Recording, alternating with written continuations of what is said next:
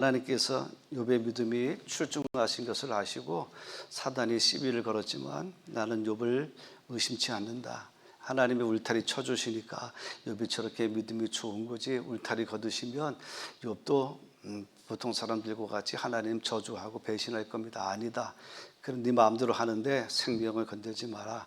그래서 사단이 와가지고 그냥 하루아침에 다 가져가 버렸잖아요. 그 일로 인하여서 굉장히 많이 지치고 자신의 생애를 저주하고 또 왜 악인을 향한 이 불화살을 왜 나를 향하여서 나를 고통스럽게 하십니까? 라고 하는 이 불만조의 항의조의 그러한 그 욥의 고백도 있지만 궁극적으로 인간의 절망에 빠지면 사람은 본능적으로 자신의 그 심리적인 그 불안감을 뱉지 않으면 사람은 미쳐요.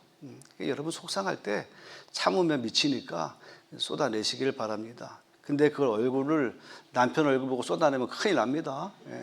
그걸 보고 성도와 성도의 얼굴을 보고 쏟아내면 안 되고요. 어디다가 우리 하나님 앞에 쏟아내셔야 돼요. 제가 만들어 줬잖아요. 저 기도하라고. 저기 나와서 한 두 번만 물어보십시오. 밤에 잠도 잘 오고 우울증도 떠나고 저 기도의 자리를 왜 목사님이 왜 저렇게 굳이 고집해서 만들어 놨을까? 쓰지도 않을 건데. 그게 아니라 다 하나님께서 이때 기도의 사람들을 위해서 기도의 자리를 준비하셨으니까 부끄러워하지 말고 저 기도의 방석이 닳아 없어지는 날 하나님의 나라가 이 땅에 임하시는 역사가 있을 줄 믿습니다. 부지런히 기도하시면 좋겠어요. 그래서 그 친구 3명이 왔잖아요. 일주일 동안 그 곁에서 함께 우러지더니 드디어 일주일째 되는 날부터 3명의 친구가 입이 열려서 말하잖아요. 너 사필규정이야. 인과응보야. 그랬을 때 하나님께서 저 성경 뒷장에 가보면 하나님이 엘리바스, 빌닷, 소발 너는 욥의 친구들인데 너희들이 하는 말을 들으면 내가 화가 난다. 내가 언제 그렇게 이야기한 적이 있느냐.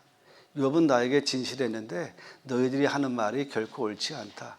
뭐가 옳지 않다? 죄가 있기 때문에 욥이 고난받는다라고 하는 것을 하나님이 인정하지 않는 거예요. 욥은 내가 시험하도록 허락해 주셨기 때문에 욥이 그 시험을 당하였고 그 시험을 이겨냈기 때문에 나는 오히려 욥 때문에 내가 자랑스럽고 내가 욥을 볼 때마다 내 기쁨이 크다. 그렇게 이야기하셨거든요. 뿐만 아니라 욥에게 있어서는 그 고난의 시간을 통과한 이후에 내가 편안할 때는 앉아서 귀로만 하나님의 말씀을 쫑긋쫑긋 들었는데 내가 이 엄청난 고난을 지나고 난 다음부터는 내가 하나님을 보는 것이 입체적으로 보입니다. 하나님이 눈으로 보는 것과 같이 입체적으로 보입니다. 그렇게 이야기하고 있거든요. 그러니 오늘도 여러분 첫 시간에 오늘 왜냐하면 오늘 새신자가 한 2명 나왔습니다. 어제 안 나왔던 새신자가 오늘 처음 나온 새신자가 있어서 오늘 일단 요약본을 한번 드리고 이제 두 번째 설교 진행하도록 하겠습니다. 또 내일 또 새신자가 한 2명 더 나올 거예요. 네. 또 내일 주시는 은혜가 있을 텐데 매일매일 우리 새신자들이 늘어났으면 좋겠어요. 여러분 그 가까운 사람들에게 배신당한 적 있으신가요? 그런 일이 없었으면 좋겠어요. 억울하게 누명 써서 여러분 사람들 앞에 비판의 대상이 된 적은 없으십니까? 그러나 그 모든 수렁 속에서도 하나님은 우리에게 꿈을 주시고 그 꿈을 통과한 이들에게 주시는 하나님의 영광이 있다는 것을 꼭 기억하시기를 바랍니다. 살아보니까 가난한 것보다 배고픈 것보다 더 힘든 게 뭐냐면 믿었던 사람들에게 배신당하는 게 더 힘들더라고요. 배고픈 건 뭐 꼬르륵 참고 뭐 너무 배고프면 물이라도 마시면 되지만 배신의 칼에 마음이 이렇게 베어진 것은 말씀이죠. 그렇게 아물지가 않더라고요. 세월이 많이 지나도 언뜻 그때 그 시간을 생각해 보면 다시 다쳤던 상처들이 다시 열려져서 다시 그때의 그 시간에 그때의 그 고통이 고스란히 다시 느껴지는 일들을 경험하지 않습니까? 피를 나눈 형제들 그럴 줄 몰랐는데 형제들이 그럴 줄 몰랐는데 그렇더라고요. 믿었던 동료들 정말 끝까지 같이 갈 줄 알았는데 물질 앞에서 또 진급하는 일들 앞에서 철저하게 배신하고 하는 모습들 말씀이죠. 굉장히 아프죠. 그 상처는 시간이 지나도 잘 아물지는 않고요. 문제는 뭐냐면 낮에는 잘 모르겠는데 밤만 되면 그 상처가 자꾸 되살아난다는 이야기예요. 9시 뉴스 데스크 끝나고 좀 잠자리에 들만 하면 그때부터 오늘 하루 일이 정리가 되면서 갑자기 이게 쓰나미처럼 나를 힘들게 하고 나에게 배신의 아픔을 주고 상처를 준 사람들의 그 얼굴과 표정이 내 마음에 쑥 들어오는 순간 밤새도록 실갱이 하다가 캄캄한 밤을 하얗게 지새우는 일들이 여러분 있지 않습니까? 오늘 이 자리에도 아마 상처를 안고 고스란히 묵묵히 그 일을 감당하시는 분들이 있는데 오늘 설교가 여러분의 상처에 조금이라도 좀 위로가 되어졌으면 좋겠습니다. 왜냐하면 상처도 은혜더라고요. 주님께서 우리를 위해서 십자가를 지셨기 때문에, 주님께서 우리를 위해서 찢기셨기 때문에, 주님이 우리 때문에 채찍에 맞아 아프셨기 때문에 주님이 우리의 아픔을 아시는 분입니다. 얼마나 아픈지, 그것이 얼마나 고통스러운지 하나님이 그런 고통을 안 당하셔도 되는데 그 고통을 스스로 인간이 되셔서 다 지셨기 때문에 충분히 우리가 당하는 고통 우리 하나님은 다 아시거든요. 아무리 인간이 세상을 살아가면서 주님이 십자가에서 찢기시고 또 허리에 창에 찔리시고 머리에 가시 멸관 쓰신 고통은 어느 인간도 그런 고통을 당해본 적이 없을 것입니다. 그 고통을 감당하셨던 주님만이 우리가 아무리 힘든 고통이라 할지라도 주님의 십자가의 고통에는 비교할 바가 되지 못하잖아요. 그러니 그분이 괜찮아 하면 괜찮은 거예요. 참나 진짜. 아멘. 네, 아멘. 네. 그래서 우리가 신학적으로 예수님을 이렇게 이야기합니다. 그분은 상처를 받았으나 우리를 치유하시는 분이다. 상처받은 치유자라고 하는 이야기를 하거든요. 오늘 요셉의 이야기인데요. 요셉의 이야기 중에 가장 중요한 키포인트는 뭐냐면 꿈입니다. 꿈. 요셉은 꿈을 꾸었습니다. 형들의 곡식단 11개가 자신의 곡식단을 향하여 절을 하는 꿈을 꾸었고요. 해와 달과 별 11개가 자신에게 절하는 꿈을 꾸었습니다. 이 꿈 때문에 요셉의 고난이 시작되어진 겁니다. 그 전까지는 요셉은 고난이라고 하는 것과는 전혀 상관없는 인생이었는데 하나님께서 요셉에게 어느 날 꿈을 주셨는데 그 꿈이 요셉의 인생에 있어서 고난의 시작을 알리는 서막이 되어졌다는 이야기입니다. 그때 그 꿈을 받은 나이가 17살이거든요. 형들이 그 꿈을 듣고 야, 우리 아버지하고 엄마가 너한테 절할 일 없어. 그리고 우리가 너보다 위에는 형들이 너한테 절할 일 하나도 없어. 그런 소리 하지도 마. 아버지가 귀엽다고 하니까 형들이 아버지 엄마도 엄마도 뭐 너 앞에 절을 한다고 버르장머리 없는 녀석. 그 시기심이 마음에 두고 있다가 형들이 그 양을 치러 가는 동안에 아버지께서 신분을 보냈습니다. 야, 니네 형들 어디 있는지 좀 가서 살펴보고 오라 하고 해서 이 요셉이 먼 길을 찾아서 형님들이 있는 목초지까지 가는데 보니까 역시 형님들이 있어요. 저기 보니까 자신의 그 가족의 양떼들이 있어요. 그 즐거워서 너무 기뻐서 오랜 시간 동안 찾고 찾아서 거기까지 갔으니까. 근데 형들이 저 멀리서 기뻐서 오는 요셉을 보고 이렇게 비아냥거립니다. 꿈꾸는 자가 오도다. 자기들은 그 꿈이 싫은데 그 싫은 꿈을 꾸는 자, 그 꿈꾸는 자가 오도다 하면서 그때부터 이 요셉에 대하여 증오하는 마음이 불릴듯 일어나게 된 거죠. 그래서 그 분노로 인하여서 요셉은 이제 험악한 세월을 이제 살게 되어졌던 것이죠. 우리가 하나님이 요셉에게 꿈 줬잖아요. 하나님이 주신 꿈을 꾸었는데 왜 이렇게 힘들어요? 하나님께서 목사하라 그랬잖아요. 그래서 했잖아요. 근데 왜 이렇게 힘들어요? 하나님께서 기름 부어서 그래도 너 잘하니까 더 열심히 하라고 장로 세웠잖아요. 근데 장로 하니까 하기 전에는 몰랐는데 장로하고 나니까 장로가 딱 되니까 얼마나 어렵습니까? 너무너무 어렵거든요. 안 해본 사람은 몰라요. 그러니까 장로하고 싶으신 분들에게 지금 말씀을 하세요, 저한테. 그 길이 진짜 얼마나 어려운 길, 취소도 안 되는 길이잖아요. 그 길을 사명으로 가야 되는데 하나님께서 꿈을 주시고 사명을 주셔서 그 길로 갔는데 그 길을 가는 그 길 내내 한마디로 말하면 어둠의 시간을 통과해야 될 그런 과정들이 우리 앞에 많이 있더라고요.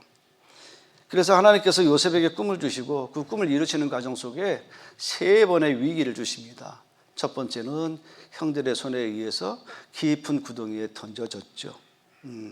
그 두 번째는 노예시장에 팔려갔고, 세 번째는 감옥에 그가 갇히게 되어졌습니다. 우리가 시장보다는 도지사가 되는 게 더 어렵겠죠. 도지사가 되는 것보다는 대통령이 되는 것이 더 어렵겠죠. 우리가 꿈이 크면 클수록 여러분 더 어려움이 많을 수밖에 없어요.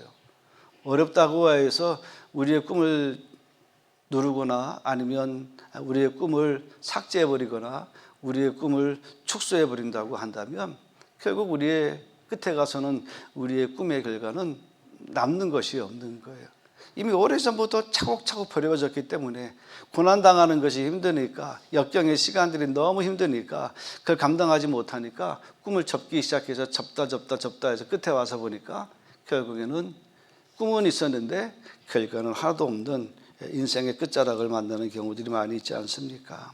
그러니 여러분, 하나님이 여러분들에게 비전을 주시고 꿈을 주시고 사명을 주셨는데 그 꿈과 사명과 비전을 갖고 살아가는 동안에 이리도 치이고 저리도 치이고 그럴 때마다 하나님의 은혜로다, 하나님의 은혜로다, 나오지 않는 말입니다. 죽을 것 같네, 죽을 것 같네, 뭐 이런 얘기가 나오지만 그래도 우리는 이 죽을 것 같은 이 인생에 이 고난도 주님께 있는 줄 믿고 죽게 있네, 죽게 있네, 주님에게로 올려드리시는 은혜의 시간 되시기를 주님의 이름으로 축원합니다. 꿈은 반드시 이루어집니다. 내 꿈이 아니라 하나님이 주시는 꿈을 이야기하자는 거예요. 요셉이 꾼 꿈은 자기가 꾼 겁니까? 하나님이 주신 꿈입니까? 하나님이 주신 꿈이에요. 우리가 말하는 사명은 내가 목사 되어서 성공하려고 했다면 가짜 목사입니다. 그건 야망이죠. 그러나 하나님께서는 여러 경로를 통해서 나를 목사로 삼으시고 사역자로 삼으셔서 하나님의 일을 이루시길 원하신다고 한다면, 여러분 그 길이 순탄하리라고 생각했다고 한다면 빨리 그만두시는 게 제일 좋아요. 일찌감치. 절대 그 길은 순탄하지 않습니다. 마찬가지로 우리가 교회 부흥을 꿈꾼다고 하는데 교회 부흥이 누군가의 희생 없이 어떻게 그 안에서 열매를 맺을 수 있겠습니까? 누구는 죽어야 되고 누구는 먼저 우리가 이 낮은 자세로 바짝 엎드려야 누군가는 나를 딛고 올라서는 디딤돌이 되어져야 되는데 그 길이 그렇게 쉽겠느냐고요. 이 하나님의 꿈이라고 하는 것을 여러분 받으셨다면 그 꿈을 이루시기 위해서 여러분의 삶에 역경이 오고 고난이 오고 시련이 온다 할지라도 여러분 믿음으로 이기시기를 주님의 이름으로 축원합니다. 자, 아브라함 보세요. 75세 불러놓고 하늘의 별과 같이 바다의 모래알과 같이 너의 자손을 번성하게 해주시리라, 이렇게 그를 밖으로 끌어내셔서 그렇게 말씀하셨잖아요. 근데 첫 아들 하나 낳는데 25년 걸렸잖아요. 예? 아들 하나 낳는데 그리고 그 아들 속에서 낳은 아들이야 누굽니까? 쌍둥이 야곱과 예수밖에 없잖아요. 그리고 이제 야곱에서 12아들이 나오고 뭐 70 이내 가족들이 만들어지긴 합니다. 그러나 아브라함에게 하나님께서 환상을 하나 더 주셨는데 뭐냐면 창세기 15장 13절 14절 말씀인데 400년 뒤에 너의 후손들이 이렇게 번성할 것에 대해서 하나님께서는 환상으로 말씀해 주셨어요. 9절 확인하겠습니다. 같이 있습니다. 여호와께서 아브라함에게 이르시되 너는 반드시 알라, 내 자손이 이방에서 객이 되어 그들을 섬기겠고 그들은 400년 동안 내 자손을 괴롭히리니 그 섬기는 나라를 내가 그 징벌을 주며 그 후에 내 자손이 큰 재물을 이끌고 나오리라. 아브라함의 후손이 이집트에서 400년 동안 종노릇하지만 하나님께서 그들을 복주시어서 큰 재물을 가지고 나오게 해 주실 것이다. 여러분, 인간의 시간표로 400년 만에 장정만 60만 명 만드는 것은 여러분 중국의 인구가 늘어나는 것보다도 또 배의 능력이 있어야, 인구 증가가 있어야 그것이 가능한 일이거든요. 그러니까 한마디로 말하면 인간의 능력으로는 400년 만에 장정만 600만 명, 약 60만 명, 뭐 남녀, 뭐 노인 다 이렇게 합하면 150여, 200만 명, 400년 지나면 그 인원이 늘어날 수 있겠습니까? 불가능한 일인데 하나님께서는 그 일을 이루시겠다 그러셨어요. 근데 정말 이루어졌잖아요, 여러분. 애굽에서 종로를 하던 이스라엘 백성들 400년에서 종로를 하다가 모세를 통해서 그 백성들을 이끌어내어서 40년 만에 가나안 땅에 들어가도록 하나님께서 축복해 주시지 않았습니까? 하나님의 시간표, 400년이 뭐 글쎄요, 우리 인생의 시간표에 400년은 굉장히 긴 시간처럼 느낄 거예요. 하루 24시간, 한 달 720시간, 365일 8760시간이지만 쪼개면 많은 것 같지만 그 쪼개어진 시간이 아니라 뭉쳐진 시간을 살아가 보니까 10년도 짧고 20년도 짧고 50년도 짧아요. 그러니 여러분 80을 사시고 90을 사신 분들 와 오래 사셨다. 여러분 그분들한테 물어보십시오. 나도 모른대요. 내가 살아왔던 시간 이렇게 빨리 간 줄 나도 모르겠다고 그렇게 말씀하시거든요. 그러므로 세월의 시간 속에서 너무 더디다. 이건 우리가 뭐 예상할 수 없는 시간이다 할지라도 하나님은 하나님의 시간표대로 움직이신다. 그러니 여러분의 믿음의 꿈, 하나님께서 여러분에게 보여주시는 축복, 그 축복의 꿈은 우리의 시간표가 아니라 하나님의 시간표에 맞추어서 움직이시는 줄 믿고 오늘도 지구의 종말이 와도 우리 사과 나무를 하나 심는 심정으로 열심히 믿음의 생활을 최선을 다해서 살아가시기를 주님의 이름으로 축원합니다. 사도 바울이 다메섹에서 예수님 만났잖아요. 그리고 하나님으로부터 꿈을 받습니다. 사명을 받습니다. 내 이름을 이방인들과 임금들과 이스라엘 자손들에게 전하기 위해서는 택한 나의 그릇이다. 그 그릇의 사명을 감당하기 위해서 그가 이제 가말리엘 문화생, 그러니까 최고의 학문과 학벌을 가진 것도 포기하고 그가 가진 로마 시민권도 포기하고 그가 가진 그 바리새인의 그런 모든 그 라이센스도 다 포기하고 오직 유대인들이 핍박하는 예수를 자신의 주로 여기고 모셔서 그분을 전하는 일에 목숨을 걸었거든요. 왜? 하나님께서 그런 비전을 주셨으니까. 그럼 하나님께서 그 길을 인도해 주셔야 되잖아요. 여러분 성경 말씀 고린도후서 11장 24절 26절에 보면 수없이 맞고 돌에 맞고 찔리고 강도의 위협과 이방인의 위협과 동족의 위협과 배가 항해하다가 파선의 위협을 몇 번씩 당했습니다. 죽지 않은 것이 이상할 정도로 험한 시간들을 살았어요.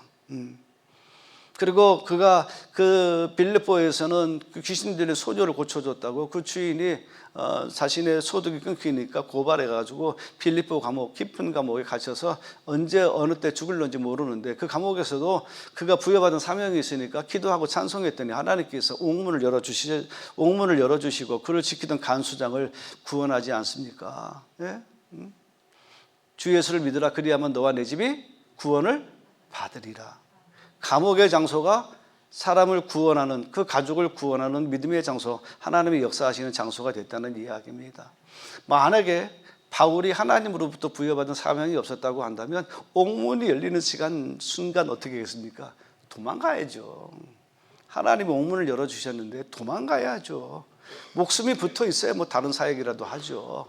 그런데 사도 바울은 도망가는 길보다는 오히려 이 간수를 구원하고 간수의 집에 가서 그 사람들에게 세례를 주어서 하나님의 자녀 삼는 일들을 감당할 수 있었던 것이 뭐냐면 하나님이 사울을 바울이 되게 해 주실 때 그에게 주신 비전과 꿈과 사명이 있었기 때문에 가능한 것이었다라고 하는 거예요. 그래서 우리가 신앙생활을 할 때 교회 다니는 사람과 사명을 갖고 교회 생활하는 사람, 교회를 통해서 우리가 어떤 인간적인 유익을 얻기보다 우리가 신앙생활을 통하여서 어떻게 했든지 은혜를 받고 세상에 어떻게 했든지 복음을 전하기 위해서 하나님의 사명을 붙들려고 하는 사람의 삶의 질은 다르고요. 그 끝의 결말은 확실히 다를 줄 믿습니다. 사랑하는 성도 여러분, 여러분들에게 사명은 뭡니까? 오늘 여러분들 우리 봉사하는 모임 기관도 있고 또 부서도 있고 우리 순장, 부순장 또 우리 목은 어떻게 하다 보니까 교회 안에 여러 가지 일들 속에서 우리가 같이 포함되어져 있는 일들이 있는데 그 속에서 여러분들의 사명을 여러분 완수하시는 은혜가 있으시기를 바랍니다. 그것도 사명이에요. 노래 잘하는 것도 사명이에요. 돈 잘 버는 것도 사명이고요. 내가 설거지 잘하는 것도 사명이고, 사람들 리더십 있게 잘 이끌어가는 것도 사명이거든요. 우리 다른 말로 말하면 은사라고도 이야기하잖아요. 그 은사는 뭡니까? 성도를 온전케 하시기 위해서 각 사람에게 주시는 하나님의 특별한 은혜가 은사거든요. 그 은사를 통해서 여러분의 사명을 발견하고 그 사명을 완수하실 수 있는 그런 믿음 생활을 합시다. 차원이 다르잖아요, 여러분. 주일 성수하는 것만으로 나 다 했다가 아니라 하나님이 부르신 사명을 완수하기 위해서 그 공동체 내에서 열심히 충성하는 것, 그것이 바로 우리가 믿음의 고난이라고도 이야기할 수 있을 것 같아요. 하나만 더 얘기합시다. 다윗 이야기인데요. 그 8번째인데 7명까지 하나님께서 얘는 안 된다, 얘는 안 된다 버리시고 8번째 막내 오면 내가 걔를 보고 밥을 먹겠다고 해서 할 수 없이 데려와서 보니까 얼굴이 붉은빛 나는 것이 얼마나 건강해 보이고 예쁜지 하나님께 물으니까 그에게 기름을 부어라. 그래서 기름을 부었잖아요. 그때 기름을 부을 때 거기에 들어가는 문장 하나가 있는데, 사무엘이 다윗에게 기름을 부을 때 하나님의 영에 감동되었더라 그랬어요. 하나님의 영에 감동되어진 이 다윗이 얼마 가지 않아서 블레셋과 이스라엘과의 전쟁에서 골리앗이 나와서 아침 저녁으로 조속으로 나와서 이스라엘을 모욕하고 하나님을 모욕했거든요. 근데 아무도 2m 90이 넘는 장수 앞에 맞설 장수가 없지 않습니까? 그래서 이때 하나님께서 다윗에게 큰 마음을 주셔서 내가 어찌 이스라엘을 욕하고 하나님을 욕하고 저주하는 자를 내가 어떻게 가만히 둘 수 있겠느냐. 너는 칼과 창과 단검으로 나오지만 나는 만군의 여호와 하나님의 이름으로 나아간다. 어린 꼬마 녀석이, 군대도 못 간 어린 꼬마 녀석이, 군대에 간 형들에게 도시락 심부름을 하는 이 어린 다윗이 어떻게 그런 용기를 가질 수 있겠습니까? 하나님의 영에 감동이 되어지니까 그 일들이 가능해졌다는 이야기입니다. 그런데 그 이후에 이제 사울이 뜻하지 않은 악한 영이 들어가서 다윗을 시기하게 되잖아요. 그래서 10여 년 동안 광야의 긴 도망자의 삶을 살지 않습니까? 그러나 여전히 하나님의 다윗에게 기름 부으신 이 일은 취소된 적이 없습니다. 하나님은 그 일을, 그 도망자의 삶, 광야의 삶 속에서도 그가 하나님의 사명은 하나님께서 그를 통해서 이루실 일들은 차곡차곡 진행되어지고 있었다는 이야기입니다. 그래서 다윗이 광야에서 도망다니는 시간이 어떻게 보면 리더십 사관학교라고 할 수가 있습니다. 거기에서 다윗이 리더십을 훈련받지 못했으면 왕이 되자마자 이 다윗은 이 사울 왕의 친족이었던 아브넬 장군에 의해서, 여러분 아마 이 정치적인 암투에 의해서 다윗은 어떻게 보면 많이 위협도 당할 수 있고 왕 노릇을 얼마 못했을 수도 있을 것이었어요. 그런데 다윗이 광야 시간 동안 있는 동안에 처음에는 원통한 자, 분한 자, 마음에 빚진 자, 이런 사람들이 한 400명 몰려오더니 나중에는 200명까지 몰려와가지고 600명을 거스리는 이런 사람들의 장군이 되어서, 지도자가 되어서 10여 년 동안 그들을 지키고 보호하고 그들을 이끌어내는 리더십 훈련을 받잖아요.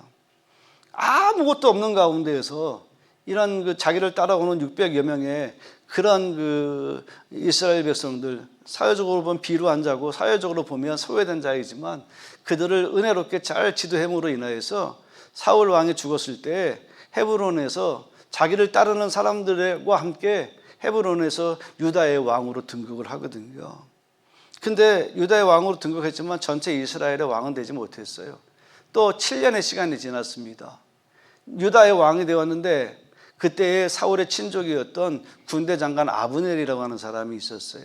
워낙 정치력이, 군사력이 세니까 다윗이 왕 노릇을 할 수 없었어요. 그런데 다윗은 광야의 시간이 있는 동안 싸우는 법을 배우는 것이 아니라 다윗은 광야의 시간 동안 인내하는 법을 배웠잖아요. 왜? 하나님이 함께 하시면 뭐가 돼도 된다라고 하는 거예요. 당장이라도 저 아브넬이 즉사해서 하나님의 내가 통치하는 나라를 원하시게 만드는 것이 사람 마음이겠지만, 하나님이 저 아브넬을 두신 것도 하나님께서 뜻이 있으시겠지 하고 남들이 보면 정말로 비겁하고 정말로 실력 없는 것 같아도 7년 동안 묵묵히 그가 배워왔던 대로 인내심을 갖고 했을 때 결국 아브넬 장관을 물리치시고 하나님께서 다윗을 12지파의 왕으로 세우셨던 것이거든요. 한마디로 말하면 다윗의 광야의 시간은 그가 왕으로서 이스라엘 백성들을 통치해 나갈 수 있는, 남과 북이 갈라져 있는 이런 엄청난 상황 속에서도 이 다윗으로 인하여서 이 남북이 통합이 되고 남북이 하나가 되어져서 한 하나님을 섬길 수 있는 위대한 나라를 건설해 갔다는 것은 대단한 것입니다.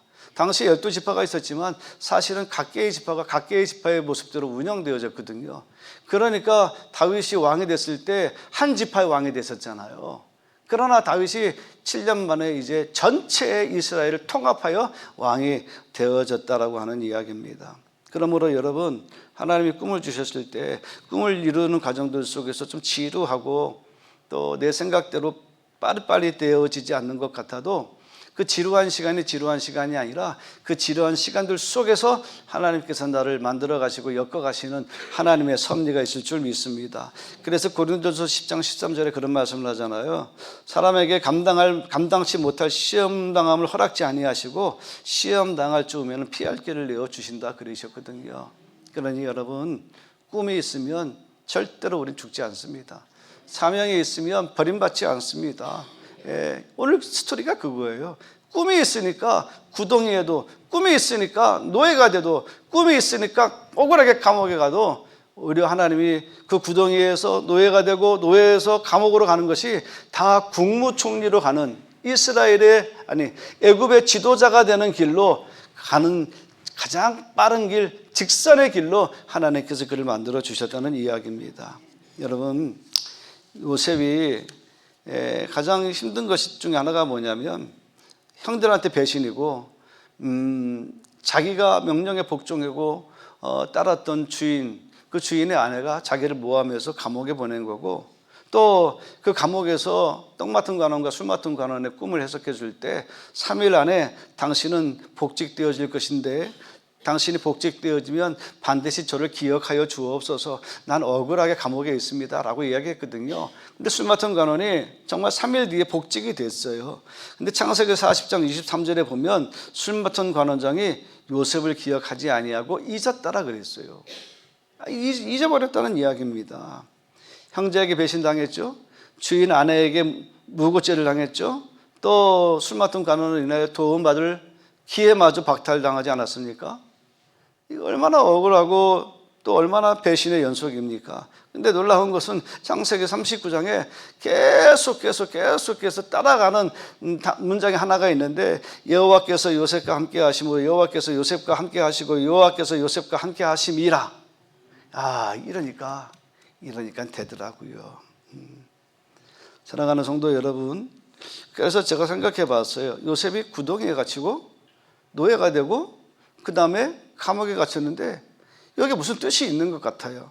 그래서 가만히 앉아서 생각을 해보니까 어제 저녁에 우리 인생에도 구덩이가 너무 많더라고요. 요셉은 구덩이에 버려질 일이 없었거든요. 그런데 형들에 의해서 억지로 구덩이에 던져졌어요. 여러분, 오늘 우리의 인생에 구덩이들이 있지 않습니까? 정말로 한번 해보려고 일을 시작했는데 어떻게 됐습니까? 사업이 실패가 돼가지고 여러분 쪽박차는 일도 있지 않습니까? 응? 정말 내가 그 사람과 내가 함께해서 사업을 일으키려고 했는데 그 사람이 나를 배신하고 그가 나를 오히려 감옥에 집어넣는 이런 일들 말씀이죠. 또 혼자 살다가 짝이 돼서 둘이 살다가 어느 날 갑자기 배신을 당해서 혼자 가슴을 에이면서 가슴 아파하면서 살아가는 우리의 인생의 구덩이가 생각보다 많이 있습니다. 오늘 이 시간에도 여러분의 인생에 지금 구덩이에 갇혀있는 분이 계신지 모르겠어요. 여러분 걱정하지 마세요. 믿음이 있으면 그 구덩이에서 하나님께서 기가 막힐 하나님의 은혜로 그 속에서 건져주시는 은혜가 있을 줄 믿습니다. 이 요셉이 노예가 됐잖아요. 노예라고 하는 것은 뭐냐면 자기가 자기의 인생을 결정할 권한이 없어진다는 이야기거든요. 오늘 우리 신앙을 가진 사람들 중에 우리의 자유를 잃어버린 사람이 있습니다. 예를 들면 이런 거예요. 아주 무서운 질병에 걸린 사람들 말씀이죠. 나쁜 병에 걸리면 우린 자유가 없어집니다. 먹을 자유가 없어지고요. 우리가 걸어서 움직일 도보의 자유가 다 빼앗겨져 버립니다. 당장 나는 내일의 삶이 어떻게 되어야 될지에 대해서 확신을 갖지 못하고 그냥 전전긍긍하며 그렇게 살아가는 이런 그 질병에 사로잡혀서 노예로 살아가는 인생들이 있다는 이야기입니다. 하루아침에 여러분 직장에 출근했는데 직장에 여러분 내 책상이 없어졌다고 생각해 보십시오. 내 책상이 왜 없어? 당신은 해고돼서 문자 못 봤어? 문자 못 봤는데요? 하고 문자 보니까 당신은 오늘 며칠 날 몇 시부로 당신은 해고되었습니다. 그걸 봤으면 안 왔을 텐데 못 보고 왔더니 책상이 없어져 버렸지 않습니까? 그 직장 속에서 자신의 자리가 없어진 거죠. 여러분 우리 시대에 노예로 살아가는 이런 노예 경험을 하는 때가 얼마나 많이 있습니까? 또 실질적으로 감옥이 있지 않습니까? 선하게 살려고 했는데 오히려 감옥까지 가는 경우도 있고 내가 그런 의도가 아닌데 그런 의도를 어떻게 그렇게 해석을 해서 그렇게 나를 모함할 수 있을까? 이런 상처를 받을 때 있지 않습니까? 여러분 어떻습니까? 우리 인생에도 구덩이가 있고요. 우리 인생에도 자유를 빼앗긴 노예의 삶이 있고요. 우리 인생에도 감옥에 무고한데도 죄가 없는데도 불구하고 우리가 죄인 취급받으며 살아갈 때가 분명히 있더라고요. 그런데 하나님께서 그 자리에서 뭐가 되셨습니까? 애굽 왕의 꿈을 주시고 애굽 왕의 꿈을 아무도 못 맞추게 해주시고 오직 누가 맞추게 했습니까? 요셉이 그 꿈을 해석하게 해줌으로 인하여서 요셉이 국무총리가 됐잖아요. 그 시간이 얼마나 걸렸는가 하면 13시간이 걸렸어요. 13년이라고 하는 세월이 지났습니다. 13년의 시간이 구덩이에 던져지고 노예가 되고 감옥에 가는 시간들이었습니다. 요셉은 그 시간을 사는 동안에 힘은 들었지만 하나님의 의도가 어디 있는지 그 꿈은 처음에 있던 꿈이었지만 그 꿈이 어떻게 이루어지는지 아무도 알 수 없었는데 그런데 자신이 국무총리가 되었을 때 그때도 잘 실감이 나지 않았어요. 그 애굽의 왕의 꿈은 뭐냐면 7년 풍년 후에 7년 뒤에 7년 흉년이 온다는 것이었거든요. 그러니까 7년 풍년을 준비해서 7년 흉년을 대비했는데 이제 애굽은 이 국무총리 요셉 때문에 모든 것이 대비가 되어 있는데 그 밖의 나라들은 이 7년 흉년에 대한 준비가 되어 있지 않아서 이 가나안 지방에 있었던 그 자기 형제 야곱의 아들들이 식량을 얻기 위해서 풍년 7년이 지나고 흉년 2년째 되는 날에 곡식이 끊어지니까 애굽의 국무총리 앞에 식량을 얻으러 왔잖아요. 어떻게 애굽의 국무총리 앞에 고개를 들 수 있겠습니까? 근데 식량을 구하러 온 그 사람들을 보니까 피는 알잖아, 피는. 한눈에 그 사람들이 바로 자기 형제들인 것을 알지 않았습니까? 엉엉 울었잖아요. 그냥 뭘 줄 생각도 하지 못하고 그 형들을 보자마자 뒷문으로 나가서 저쪽 방에서 엉엉 울고 있다가 거기에 있는 사람들이 다 들었다고 할 정도로 엉엉 울었거든요. 그리고 와서 그 형들에게 이제 여러 가지 일들을 펼치는데 그때 어떤 마음이 들었겠습니까? 나의 10년의 구덩이 노예 감옥의 시간들 속에서도 하나님께서 나의 꿈을 나의 비전을 이루셨구나. 하나님께서 이렇게 나의 꿈을 이루셨구나. 11명의 형님들의 집단이 나의 집단에 절하고 해와 달과 11개의 별들이 나에게 절하더이다. 13년 전에 꾸었던 하나님이 주셨던 그 꿈이 지금 자기 눈앞에서 실현되어져 있지 않았습니까? 근데 요셉의 놀라운 내면은 뭐냐면 나중에 형님들 앞에 형님, 내가 바로 형님들이 나를 구덩이에 버렸던 내 막내 요셉입니다 하고 서로 맞부둥켜 안고 엉엉 울었다 그랬어요. 그래서 형님들 걱정하지 마십시오. 49장에 보면 내가 다 책임지겠습니다. 그랬는데 이제 50장으로 넘어오면서 아버지가 죽어요. 야곱이 죽으니까 이 형들이 갑자기 걱정이 되는 겁니다. 아버지가 죽었으니까 아버지 때문에 우리를 보복을 안 했으니까 이제 아버지 죽었으니까 우리에게 보복을 하겠다라고 해서 이 요셉을 형님들이 찾아와 가지고 아버지가 죽었지만 우리를 불쌍히 여겨달라. 그럴 때 창세기 50장 19절 20절 요셉이 이런 얘기를 합니다. 오늘 읽었던 말씀이죠. 같이 읽습니다. 시작. 두려워하지 마소서. 내가 하나님을 대신하리이까. 당신들은 나를 해하려 하였으나 하나님은 그것을 선으로 바꾸사 오늘과 같이 많은 백성의 생명을 구원하게 하려 하시려 하셨나니. 하나님은 자기에게 악을 베푼 사람들에게 보복하지 않게 하셨어요. 원수 갚지 않게 해주셨어요. 여러분들은 나를 죽이려고 하였으나 여러분들은 나에게 악을 행하였으나 나를 헤아려 하였으나 하나님은 그것을 선으로 바꾸셨습니다. 이렇게 이야기하고 있어요. 이것이 고난의 신비예요. 고난을 당하기 전에는 내가 이 원수를 갚으리라. 내가 못 갚으면 내 자식이 갚으리라. 그런데 고난을 하나님의 은혜로 통과한 사람에게 나타나는 특징은 뭐냐면 보복은 없어요. 다 이것도 형님들이 그렇게 나를 죽이려고 했던 것도, 구덩이에 던진 것도, 애굽의 노예로 팔아버린 것도 다 하나님의 섭리였습니다. 이렇게 이야기해요. 그러니까 원수 질 것이 없죠. 고난의 신비는요, 고난의 은혜의 신비를 통과한 사람은 원수가 없어요. 적이 있으면 안 되는 거예요. 하나님의 은혜의 깊이를 더 깊이 깨달은 사람들은 적을 두지 않습니다. 오히려 하나님의 은혜 안에서 적을 동지로 만드는 것이 고난의 신비예요. 이것이 오늘 요셉의 이야기의 이 하이라이트입니다. 꿈이 있으면 죽이지 아니하시고 그 꿈을 이루시기까지 하나님은 살리시는데 그 시간의 여정이 얼마가 될는지는 알 수 없다. 그러나 하나님은 반드시 살려주시되 나를 힘들게 하고 나를 고통스럽게 하고 나를 죽이려고 해하려고 했던 사람들까지도 고난의 신비를 통과한 사람은 절대 원수 갚지 않고 그들이 그렇게 하게 한 것도 하나님의 신비 안에 든 것을 믿고 고난의 신비를 통과한 사람은 용서해 주는 사람이 되더라. 이거예요. 사랑하는 성도 여러분, 힘들어서 어렵고 배신당한 이 고통이 있지만 이 고통을 은혜로 통과하셔서 다 이겨내신 다음에 여러분 잘 되셔가지고 너 나 안 될 줄 알았지? 하나님이 나를 이렇게 만드셨어. 그래서 난 너 용서할 거야. 어떻게 아멘이 이렇게 안 하십니까? 예? 너 나 안 되는 걸 바랬지? 너 나를 향하여 너는 세상에서 못된 놈이라고, 너 성공치 못할 놈이라고 날 저주했지. 그러나 하나님은 나를 이렇게 나를 세워 주셨고 나를 여기까지 이끌어 주셨어.